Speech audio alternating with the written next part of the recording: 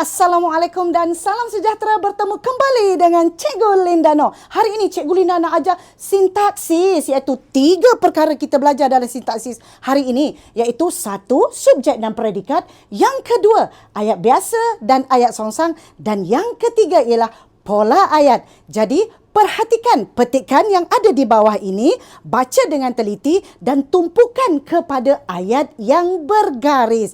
Jadi daripada ayat yang bergaris ini, kita akan belajar sintaksis. Dan inilah dia ayat yang bergaris dan Cikgu Linda jelmakan, Cikgu Linda tulis semula pada kertas sebak ini. Jom, daripada ayat ini, macam mana kita nak tentukan subjek dan predikatnya? Jadi di sini Cikgu Linda bacakan, negara kita mempunyai pelbagai kaum dan perayaan. Apakah subjek? Apakah predikatnya? Subjeknya ialah negara kita, iaitu ini subjek, ini predikat. Cikgu, apa itu subjek? Subjek ialah kata nama ataupun pelaku dalam ayat ini. Predikat tu apa? Ialah keterangan kepada kata nama. Jom kita tengok ayat yang kedua. Ayat yang kedua, penganjuran rumah terbuka dapat merapatkan hubungan pelbagai kaum. Manakah subjeknya? Iaitu penganjuran rumah terbuka. Ini ialah subjek, ini ialah predikat. Dan seterusnya ayat yang ketiga, pelancong asing tertarik dengan amalan rumah terbuka di negara kita. Manakah subjeknya? Pelancong asing ialah subjek, tertarik dengan amalan rumah terbuka di negara kita. Mudah kan untuk subjek dan predikat? Namun, kalau soalan tanya, susunan biasa dan susunan songsang macam mana ya Cikgu Linda? Kalau nak menentukan susunan biasa dan susunan songsang, ayat ini ialah susunan biasa. Kenapa? Sebab subjek dahulu, kemudian predikat.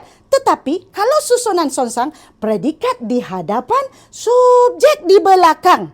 Macam itu. Jadi tak payah nak pening kepala. Kita terbalikkan saja ayat ini. Iaitu ayat songsangnya ialah mempunyai pelbagai kaum dan perayaan negara kita. Itu ayat songsangnya. Dan ini pula dapat merapatkan hubungan pelbagai kaum, penganjuran rumah terbuka. Dan ayat songsang untuk ayat ketiga ialah tertarik dengan amalan rumah terbuka di negara kita, pelancong asing. Itu susunan biasa kepada susunan songsang. Namun, Cikgu Linda, kalau pola ayat macam mana? Pola ayat ini ialah frasa nama, pola ayat frasa nama, frasa kerja, frasa adjektif, frasa sendi nama. Jadi di sini apakah polanya? Kalau anda ingin mencari pola ayat, prosesnya seperti biasa juga, iaitu tentukan subjek dan predikat. Kemudian daripada subjek ini kita kena pasti, ini ialah subjek, ini ialah frasa nama. Predikat ini mempunyai pelbagai kaum dan perayaan. Mempunyai ialah kata kerja. Jadi bermaksud di sini frasa kerja. Sebegitu bermaksud jawapannya frasa nama campur frasa kerja. Dan jom kita tengok ayat yang kedua.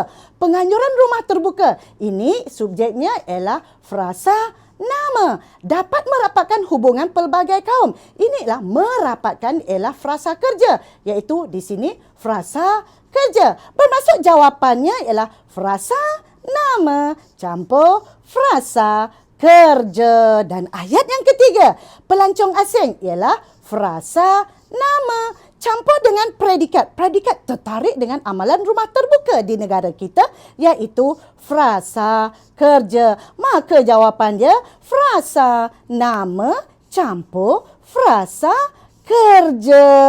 Jadi, daripada 3 ayat ni, kita boleh belajar 3, iaitu subjek dan predikat, susunan biasa serta susunan songsang, dan yang ketiga ialah pola ayat. Itu saja daripada Cikgu Linda. Bye semua.